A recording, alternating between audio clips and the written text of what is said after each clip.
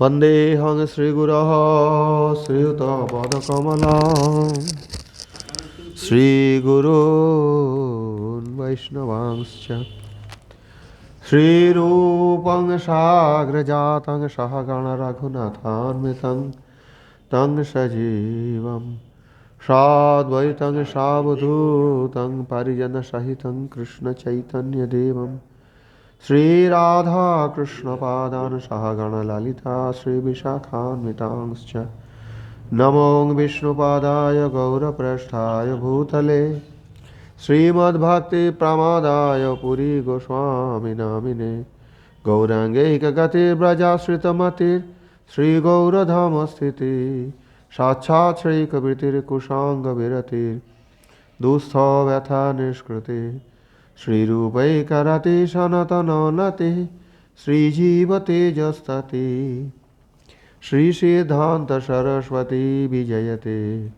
गौडीयगोष्ठीपते नानाशास्त्रविचारणैकनिपुणो सद्धर्मसंस्थापको लोकानां हितकारिणो त्रिभुवने मान्यौ शरण्याकरौ राधाकृष्णपदारविन्दभजना नन्देन मातलिको वन्दे रूपसनातनौ रघुयुगौ श्रीजीवगोपालको यं प्रभयन्तमनुपेतमपेतकृत्यं द्वैपायनो विरहकातरवाजुहाव पुत्रेति तन्मयतया तरवोऽभिनेदु त्वं सर्वभूतहृदयं मुनिमानतोऽस्मि स्वानुभावमखिलश्रुतिसारमेकम् आध्यात्मदीपमथितितीर्षताङ्गतमोऽन्धं संसारिणां करुणयाः पुराणगुह्यं तं व्यासशूनमुपयामि गुरुं मुनीनां नारायणं नमस्कृत्य नरं चैव नरोत्तमं देवीं सरस्वतीं व्यासं ततो जयमुदीरयेत् नमो धर्माय महते नमः कृष्णाय वेदसे ब्राह्मणेभ्यो नमस्कृत्य धर्मान् वक्षे सनातनान् श्रीचैतन्यप्रभुं वन्दे बालोऽपि यदनुग्रहात् तरेन्नानमतग्राह व्याप्तं सिद्धान्तसागरं हरे कृष्ण कृष्ण कृष्ण हरे हरे हरे राम राम राम हरे हरे। अथ श्रीमद्भागवत महापुराणम नवम स्कंद चतुर्विंशाध्यायः।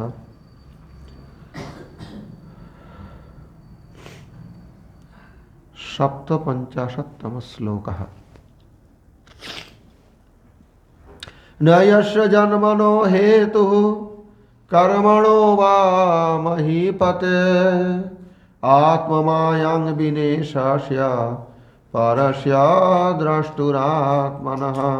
हे महीपते, हे राजन, ईशस्य माया नियंतुः परस्य असंगस्य द्रष्टुः साक्षिणः आत्मनः सर्वगतस्य अस्य भगवतः हरेः आत्ममायां विना आत्मा अभिन्यत्वेन साधुषु या माया कृपा तां विना जन्मनः कर्मणो वा हेतुः न हि अन्येषां तु साधारण जीवानां प्राचीनं कर्म एव जन्मनः कर्मणश्च हेतुः भगवतस्तु न तथा इति भावः।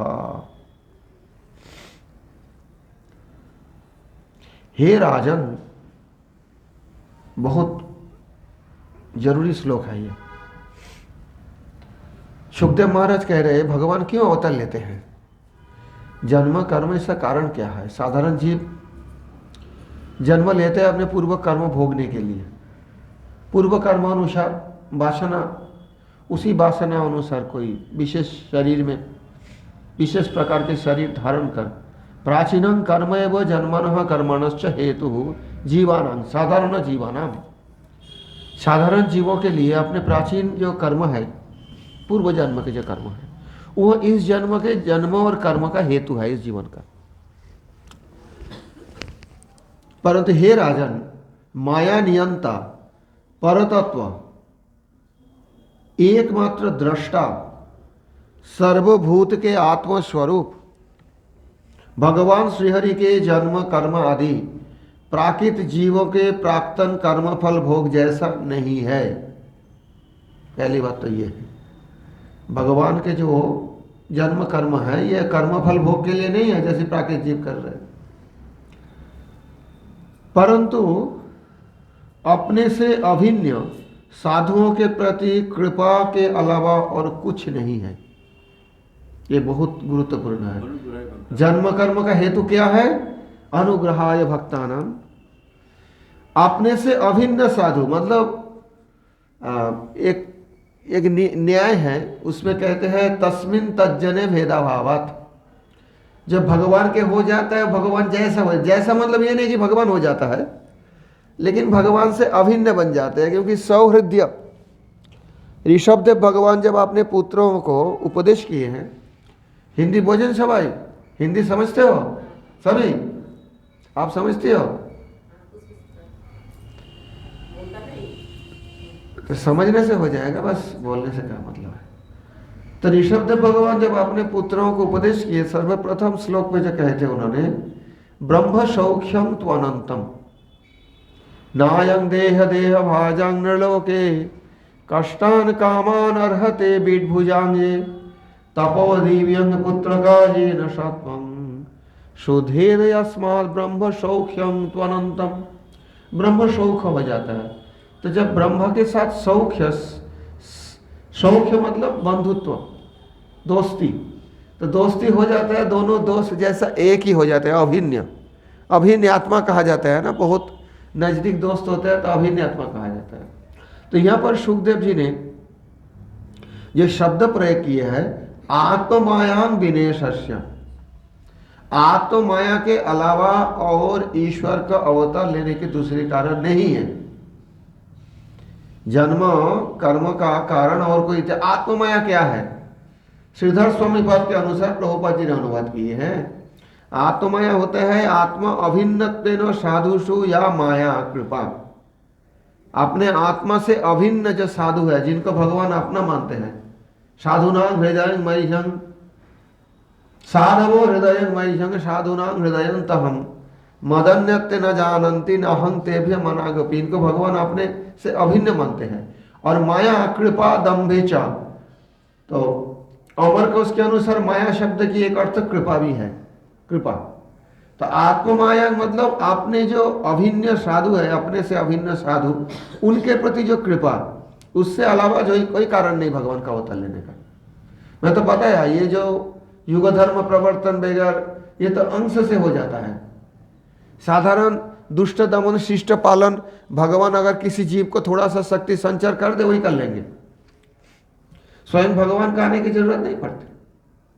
कोई भी जीव को, मनुष्य को थोड़ा सा शक्ति भगवान संचार कर दे, प्रेरणा दे दे, दुष्ट संहार और शिष्ट पालन वो खुद ही कर लेंगे। लेकिन क्या कहते हैं, एकमात्र कारण क्या है?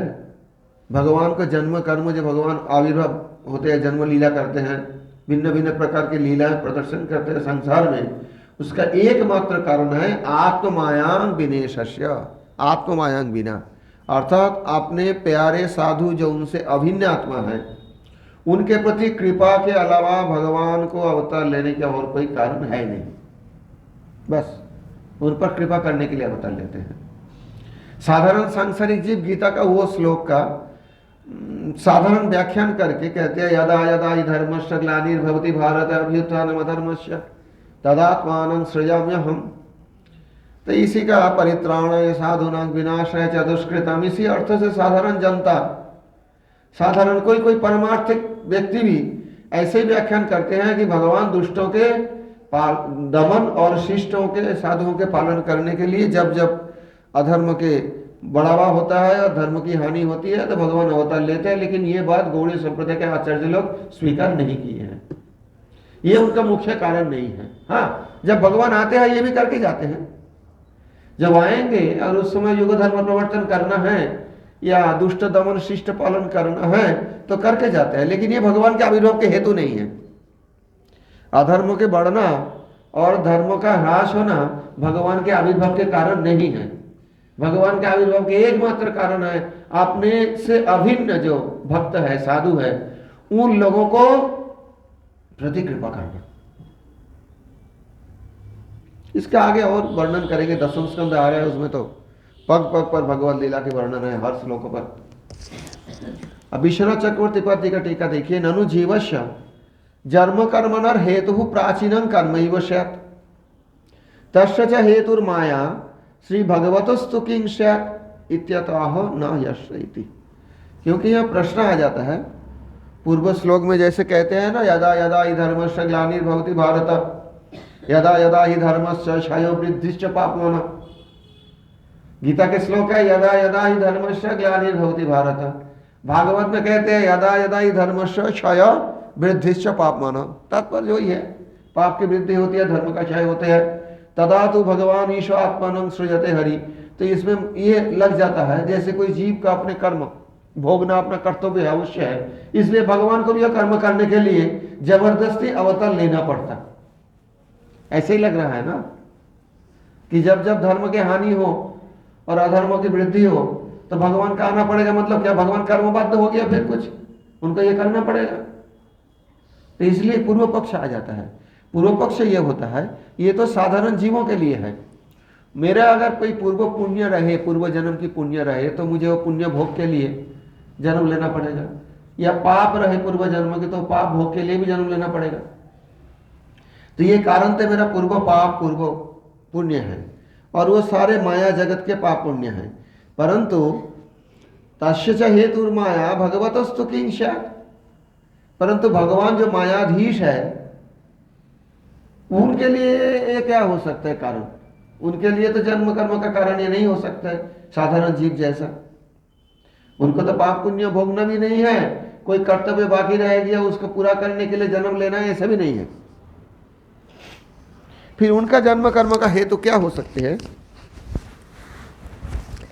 इसी को व्याख्यान करते हुए यहाँ पर सुखदेव महाराज जी कहते हैं, नहयस्य जन्मन हेतु कर्मणो वा महीपते। इनका जन्म कर्म का और कोई हेतु नहीं, सिर्फ एक ही कारण है, आत्मवाया विनेश। अपने से अभिन्न साधुओं को प्रति कृपा करने के अलावा और कोई कारण नहीं है। आत्मनो स्वच्छ आत्मसु जीवेशु मायां कृपां विना। उत्तर श्लोके अनुग्रह इति मायार्थ विवरणात्। कहते हैं आत्मनो स्वस्व आत्मसु जीवेशु, अपने जो आत्मा है जीव, उनके प्रति माया अथवा कृपा बिना भगवान के आविर्भाव का और कोई कारण नहीं है जन्म कर्म का। कहते हैं आप तो कहते हो, लेकिन ये तो फिर कोई मानेंगे कोई नहीं मानेंगे, आपको तो प्रमाण देना पड़ेगा। आप कहते हो भक्तों के प्रति कृपा करने के लिए भगवान, जीवों के प्रति कृपा करने के लिए भगवान जन्म लेते हैं, कर्म करते हैं, अलग अलग प्रकार की लीलाएं विस्तार करते हैं। प्रमाण क्या है? कहते हैं उत्तर श्लोके अनुग्रह इति मायार्थ विवरणात्। इसके आगे वाले श्लोक में अनुग्रहाय, यहाँ पर है मेरे ख्याल से, आगे श्लोक देखता हूँ मैं, याद तो नहीं है मेरे को इतना, स्मृति कम हो गया। अनुग्रहस्तन्निवृत्ते आत्मलाभाय चेष्यते। तो आगे श्लोक में देखो तब तो जाके हमें समझ में आए। आगे अनुग्रह बताया गया था, उसका मतलब क्या है? यहाँ माया के अर्थ अनुग्रह, कृपा माना जाएगा। उत्तर श्लोके अनुग्रह इति मायार्थ विवरणात् माया दंभे कृपायां च इति विश्व प्रकाशात्। विश्व प्रकाश शब्दकोश के अनुसार माया के अर्थ होता है दंभ, माया के अर्थ होता है कृपा, ऐसा अर्थ भी होती है। इसलिए यहाँ माया शब्द नोत्र कृपा एवं उच्यते। यहाँ पर जो आत्मा माया बताया है, आत्मा भक्तों के प्रति कृपा ऐसा ही माना जाएगा। कृपया फलम अभिव्यंजयति, और कृपा का फल क्या है उसी के प्रकाश कर रहे हैं। ईशस्य मतलब कृपा करके करेंगे क्या? कृपा तो सब करते हैं संसार के जीव के प्रति। मान लीजिए किसी का दुर्दशा देख के मेरे मन में कोई दया हो जाए, अनुग्रह हो जाए, तो बड़ा दुखी जीव है, चलो इनको कुछ सहारा किया जाए, कुछ हेल्प किया जाए, परंतु मेरे में और भगवान में बहुत अंतर है। भगवान ईश्वर है, सर्वसमर्थ है, मैं ईश्वर नहीं हूँ, मैं सामान्य जीव हूँ, मेरी सामर्थ्य सीमित है। मैं उन पर कृपा करके भी उनका दुख पूरा दूर नहीं कर पाऊंगा, कुछ अंश तक उनको हेल्प कर सकता हूँ अपने सामर्थ्य अनुसार।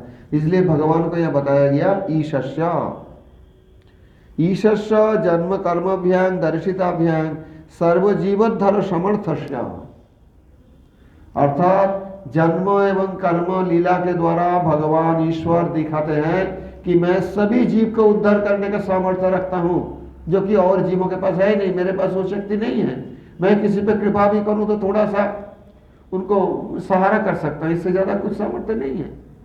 परंतु भगवान सर्वसमर्थ ईश है, वो सारे जीवों को उद्धार करने में समर्थ है। और आपने जन्म कर्म के द्वारा दिखाकर, क्यों कि वो भगवान लीला दर्शन करके और भगवत लीला कथा श्रवण करके भविष्य में आने वाले जीव उद्धार हो जाएंगे। नहीं तो चर्चा किस बात की करेंगे भक्त लोग? सांसारिक चर्चा तो उनके अभिप्रेत नहीं है, तो भगवत जन्म कर्म लीला की चर्चा ही करेंगे। और यही चर्चा करते करते वो संसार से उद्धार प्राप्त कर लेंगे। कहते हैं सामर्थ्य कैसे है उनका? परस्य सर्वोत्कृष्टस्य, भगवान सबसे ऊपर है, हर चीज से ऊपर है, हर जीवों से श्रेष्ठ है। इसलिए सर्व जीव को सामर्थ्य उद्धार करने की सामर्थ्य उनके अंदर है। कृपया हेतु आत्मनो जीवान दृष्टु हो, भगवान कृपा क्यों करते हैं? कहते हैं साक्षी है ना, सभी जीवों के हृदय में परमात्मा के रूप में निवास कर रहे और जीवों का सुख दुख हर चीज देख रहे भगवान बैठ बैठ के। दृष्टु हो, सच्चा दृष्टु हो, देखने वाले तो एकमात्र भगवान है। हम जो देखते हैं वो सत्य दृष्टि नहीं है हमारी। भगवान जो देखते हैं सच्चे देखते हैं, क्योंकि हर जीव के हृदय में परमात्मा के रूप में विराजमान है। इसलिए ये देखकर भगवान के मन में कृपा होती है। किसी का दुख देखकर उनको अनुकूलता करने की जो अभिलाषा, वो कृपा होते हैं। तो दुख देखेंगे जीवों को तभी तो भगवान की कृपा होगी। बोलते हैं दृष्ट, वो देखते ही रहते हैं, परमात्मा रूप से सबके हृदय में बैठे हैं, सब जीव को, सिर्फ मनुष्यों को नहीं। इसलिए कृपा की हेतु आत्मनो जीवान दृष्टु संसार दुख्याब्दु पतितान विलकयितु, भगवान देखे हैं कि ये जीव संसार दुख जलधि में पड़े हैं। संसार दुख जलधो पतितस्य काम क्रोधादि नक्रम करे कवलीकृतश्च दुर्वासना निगणितस्य निराश्रयस्य चैतन्य चंद्रमव देवी पदावलंबु। जब जीव इस प्रकार से पुकारता है भगवान को, तो भगवान उसी जीव को, उसी भक्तों को अपने जन्म कर्म लीला दर्शन करवाकर संसार से उद्धार करने के लिए अवतार लेते हैं। उनके अवतार का दूसरा कोई कारण नहीं है, ये भागवत का सिद्धांत है। और गीता में जो यदा यदा ही धर्मस्य ग्लानिर्भवति, वो भी भागवत के अनुसार ही व्याख्या करनी चाहिए। क्यों कि अर्थोयं ब्रह्मसूत्राणां भारत अर्थ विनिर्णय गायत्री भाष्य रूप असो वेदार्थ परिप्रणृतः। गरुड़ पुराण के जो श्लोक है भागवत महिमा वर्णन करने वाले, ये श्लोक में यही कहा जाता है कि महाभारत के अर्थ अगर निर्णय करना है तो श्रीमद् भागवत से निर्णित होगी। तो महाभारत के तात्पर्य स्वरूप गीता है, उपनिषद, उसी गीता का तात्पर्य निर्णय करना है तो भागवत के आलोक पर ही गीता तात्पर्य निर्णय हो सकते हैं, दूसरे प्रकार से नहीं हो सकते हैं। तो यदा यदा ही धर्मस्य ग्लानिर्भवति भारत, और उसी के बाद दूसरे श्लोक में जो है परित्राणाय साधुना, उसमें हमारे आचार्य व्याख्या करते हैं विश्वनाथ चक्रवर्ती पाद, भगवत विरह व्याकुल साधुओं को परित्राण करने के लिए, दर्शन देके उनको उद्धार करने के लिए, उनको विरह दुख से बचाने के लिए भगवान अवतार लेते हैं। ये मुख्य कारण है।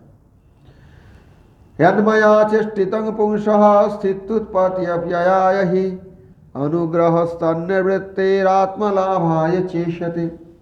स्थिति उत्पत्ति अपययाय, अपयाय, सृष्टि स्थिति, स्थिति सृष्टि विनाशाय पुंसः प्रकृति क्षण कर्तुः यन्माया चेष्टितं प्रकृतो ईक्षणादिकं यत् कर्म तदपि ही अनुग्रह जीवे अनुग्रह एवं पर्यवसीयते तन्निवृत्ते है स्थित्यादि निवृत्ते हेतु जीवाना आत्मा लाभाय भगवत लाभाय च ईशते।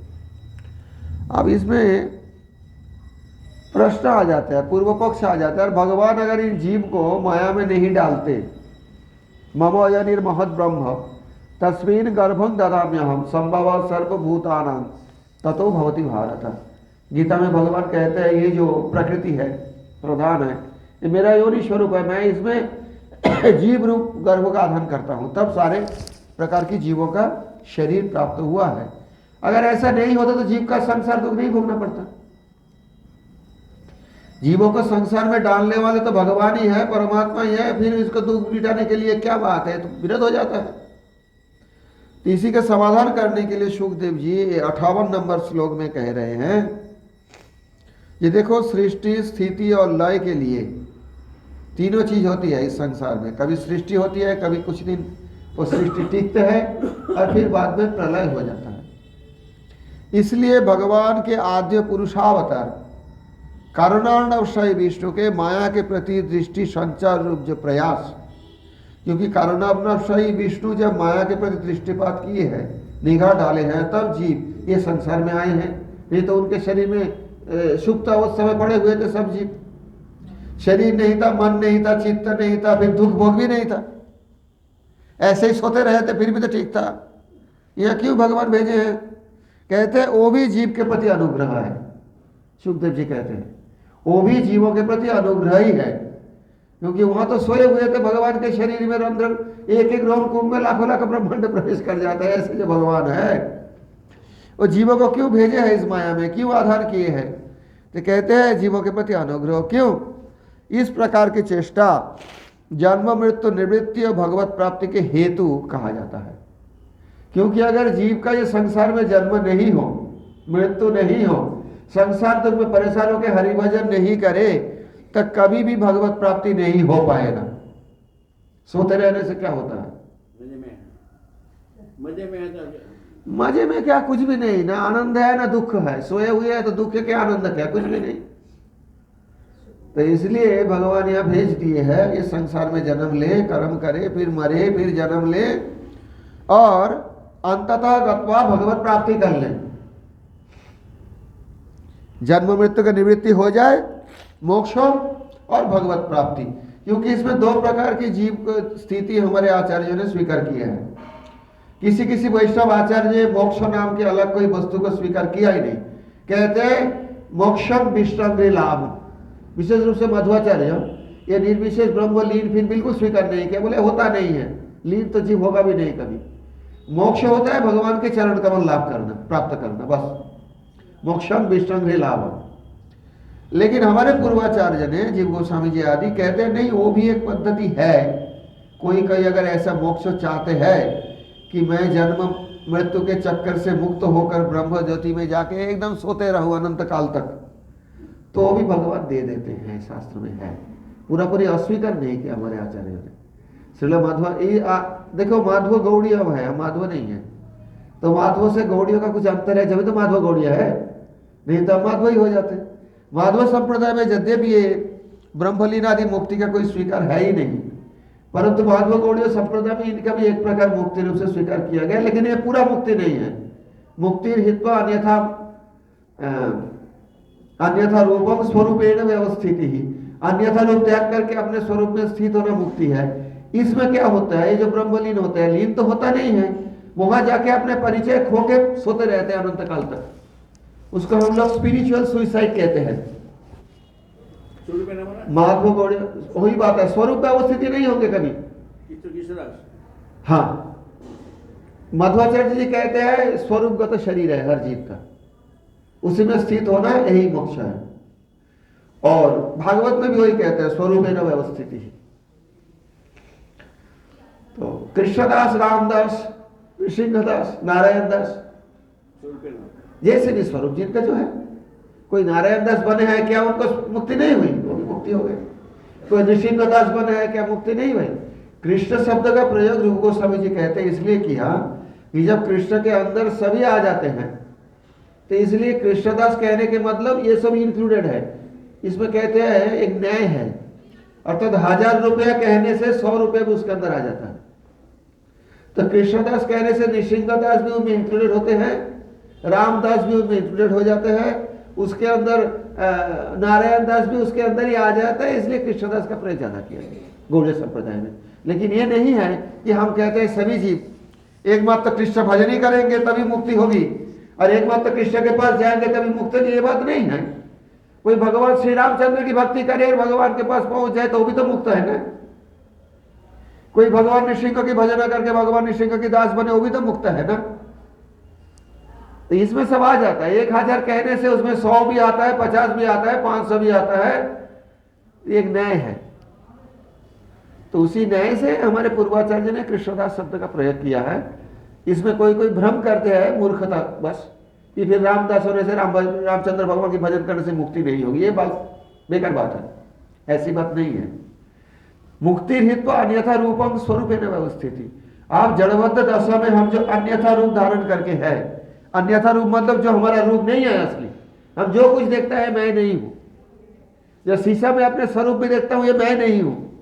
संसार को जिस प्रकार से देखता हूं यथार्थ नहीं है मेरा दृष्टि, मेरी दृष्टि यथार्थ नहीं है वर्तमान समय में। ये सारे अन्यथा रूप है, अन्यथा रूप। अन्यथा रूपम हित्वा स्वरूपेण व्यवस्थिति मुक्ति, 2 पॉइंट है।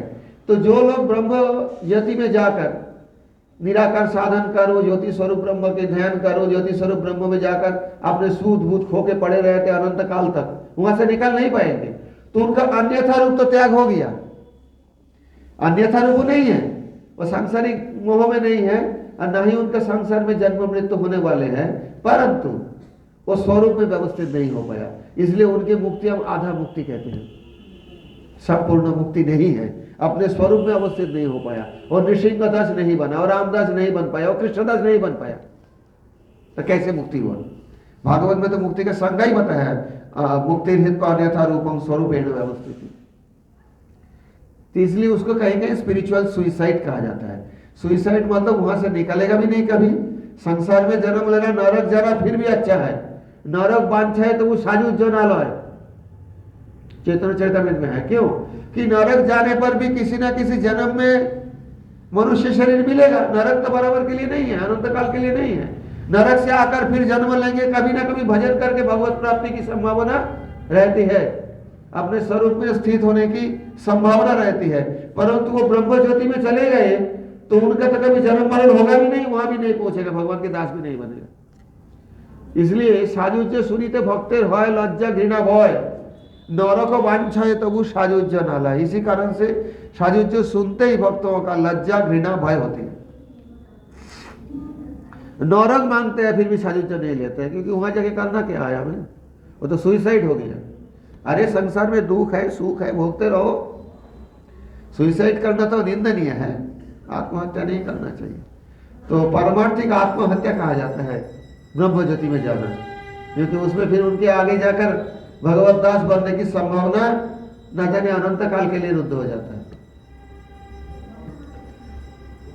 तो इसलिए यहां कहते हैं, जो मैं कह रहा हूं, कृपया हेतुत्वं कैमुत्येन दर्शयति अदिति। कृपा ही भगवान की अवतार का एकमात्र हेतु है। जहां है ना संभवामी आत्म माया, वहां भी माया में कृपा ही लिया, अपने कृपा के द्वारा मैं अवतार लेता हूं। गीता के जो व्याख्यान है वो भी ऐसा ही है। कैमुत्य न्याय, कैमुत्य न्याय ऐसा हो तो कहना ही क्या है, ये कैमुत्य न्याय कहते हैं। किमुता पुंसा प्रकृति क्षण कर तो मायायांग या चेष्टित वीक्षणाधिकं कर्म। कहते हैं ये जो कारणोदक्षयी महाविष्णु माया के प्रति दृष्टिपात कर सारे जीवों को इस माया में पहुंचा देते हैं, जिस कारण से जीव का जन्म मृत्यु चक्र चलते रहते हैं, ये भी भगवान की अनुग्रह ही है। क्यों? जीवानां स्थिति आदि अर्थं ही निश्चित। तो इसमें क्या होगा, जीवों का ये जो स्थिति है, अर्थात सृष्टि और प्रलय के बीच में, सृष्टि और प्रलय के बीच में जो कालखंड है, इसमें जीव स्थित है, कहीं ना कहीं है, कहीं ना कहीं तो होगी जीव, चाहे शरीर धारण किए हो, चाहे शरीर नहीं मिला हो, चाहे मर गए हो, चाहे पशु पक्षी कीट पतंग चाहे किसी भी ब्रह्मांड में हो, चाहे इस ब्रह्मांड में हो, ये जो स्थिति आदि है ये निश्चित है। चच्चापि अनुग्रहादेव हेतः किमुत, फिर भी यह अनुग्रह के लिए ही है। कहना ही क्या है, क्यों कि माया गंधे नापि रहितं गोवर्धन धारणादि चेष्टितमिति भावः। कहते हैं भगवान जो जीव को यह संसार में भेज दे ये भी अनुग्रह करते हैं, और गोवर्धन धारणादि लीला जो करते हैं जो बिल्कुल माया गंध रहित है, उनका कहना ही क्या है, वो तो और ज्यादा कृपा है। अर्थात भगवान गोवर्धन धारण किया है भक्तों के प्रति कृपा करने के लिए, न कि ब्रजवासी को बचाने के लिए। अरे ब्रजवासी को बचाने के लिए भगवान की इच्छा ही पर्याप्त है। भगवान चाहे तो इंद्र 1 सेकेंड का 1000 भाग के 1 भाग में खत्म हो जाएगा, सर्वसमर्थ है। इंद्र क्या कर लेगा? इंद्र के कारण भगवान को थोड़ी गोवर्धन धारण करना पड़ा, ब्रजवासी की रक्षा करने के लिए नहीं, भक्त की कृपा करने के लिए। भक्त उसी लीला को स्मरण करेंगे, कीर्तन करेंगे, चिंतन करेंगे, और उसी कृष्ण चिंतन के द्वारा उनका संसार चिंतन दूर हो जाएगा। बुद्धि इंद्रियादिकं प्राप्यो जीवा विषय भोगादिकं प्राप्नुवन्तु इति या कृपा ततएव मायायां चेष्टितम् इत्यर्थः। कहते हैं भगवान जो माया के प्रति दृष्टिपात करके जीवों को भेज दिया है माया में, तो ये कैसे कृपा होगा? कहते हैं क्यों? बुद्धि इंद्रिय आदि जीव का तभी मिलेगा जब माया में आएंगे। जब महाविष्णु के शरीर में लीन होकर पड़े थे सुप्त अवस्था में, उस समय बुद्धि भी नहीं, क्योंकि सूक्ष्म शरीर भी नहीं, स्थूल शरीर भी नहीं, तो संसार भोग विषय भोग भी तो नहीं कर पाता था वहां। तो विषय भोग रूप जो कृपा भगवान देते हैं या भेज देते हैं, चलो विषय भोग करो। और हर जीव के लिए विषय भोग होता है। हम सोचते हैं सुअर जो है शुकर, वो रास्ता के नाली में वो क्या करते हैं गंदा सा, लेकिन उनके लिए वो विषय भोग है, उनके लिए वो आनंद है। और देवता लोग स्वर्ग लोग से हमें देखते हैं हमारा विषय भोग, वो सोचते हैं कितना गंदा है ये आदमी, परंतु वो भी हमारे लिए विषय भोग है, मनुष्यों के लिए। तो ये विषय भोग के जो सुयोग भगवान दिया है, ये भी एक कृपा है, ये भी एक कृपा है। और ये माया चेष्टित है, ये कृपा जो है माया द्वारा चेष्टित है, माया द्वारा ये सुख भोग जीव को दिया जाता है। परंतु यदि ऐसा हो, ननु विषय भोगादि हेतुभ्य स्थित्यादिभ्य पुनः संसार दुःखमेव स्यात् इति कोयम अनुग्रह। यदि ऐसा हो, ननु विषय भोग करना और फिर बार बार संसार दुख पुनः पुनः, स्थिति तो चलेगी, अभी ये तो नहीं आज प्रलय हो जाएगा।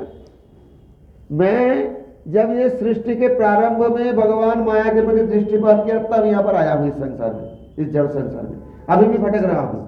और कब तक भटकेंगे? जब तक प्रलय ना हो, रहना तो पड़ेगा कहीं ना कहीं।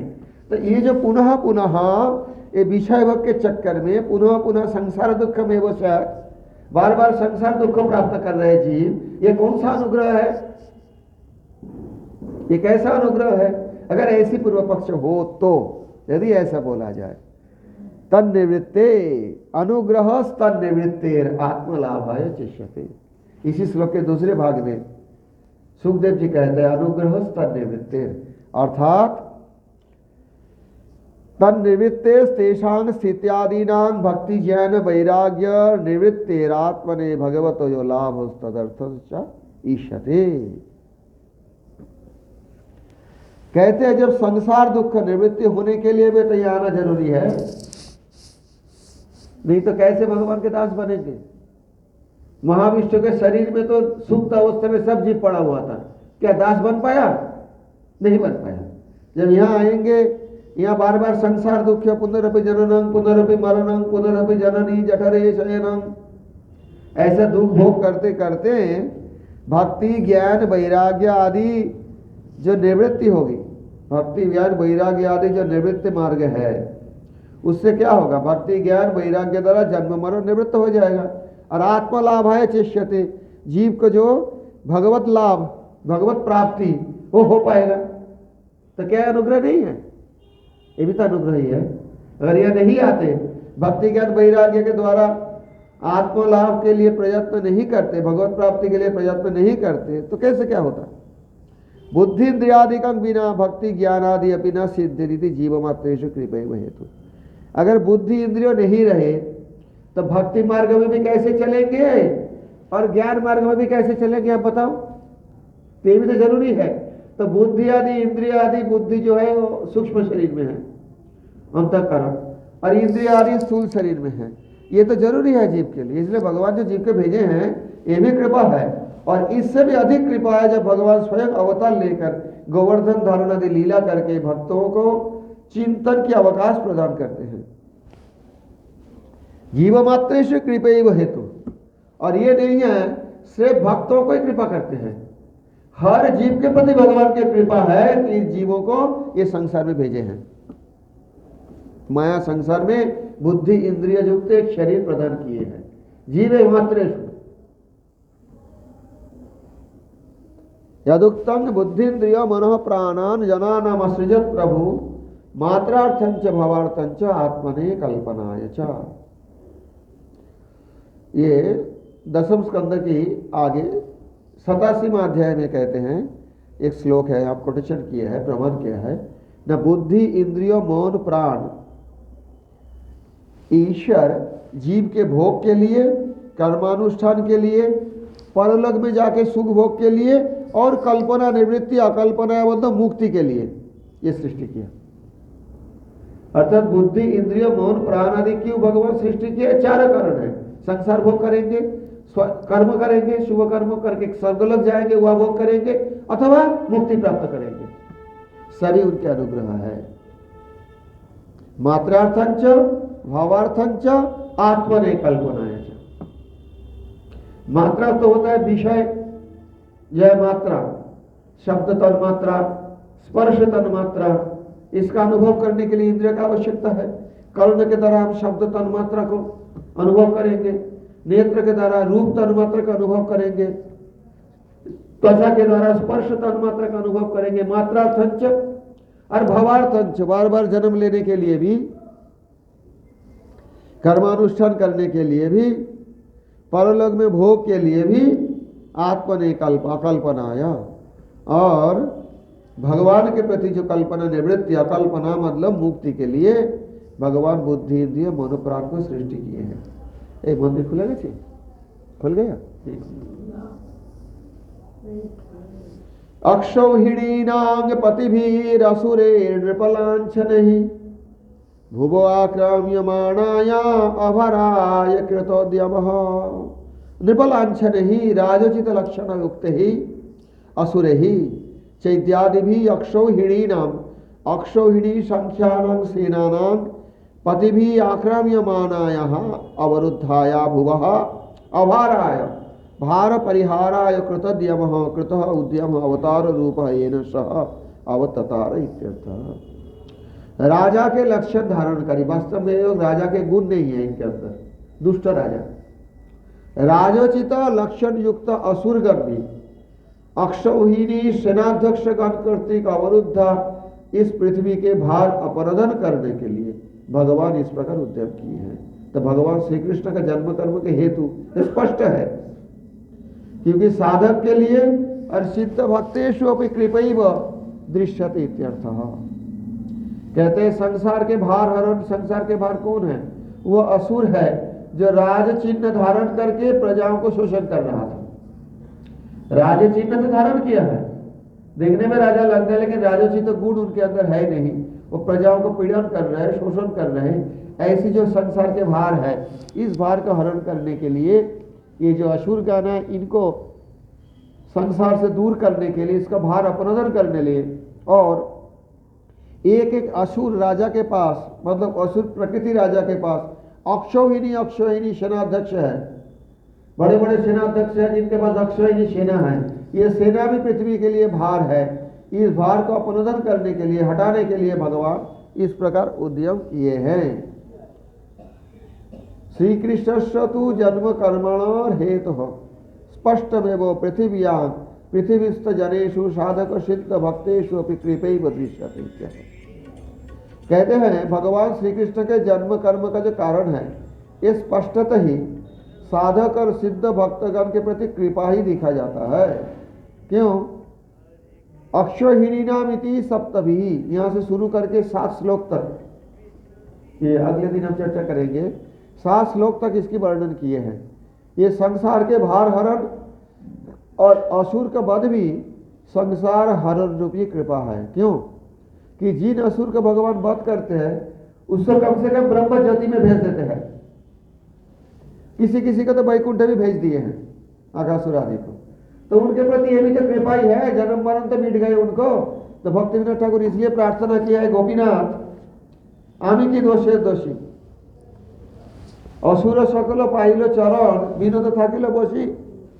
असुर आपके चरण प्राप्त कर लिए, वैकुंठ पहुंच गया अघासुर, और विनोद का भी बोले अभी इंतजार करो, अभी नहीं, समय नहीं आया। गीताय गौर प्रेमानंद हरि हरि बोल कीर्तन हो।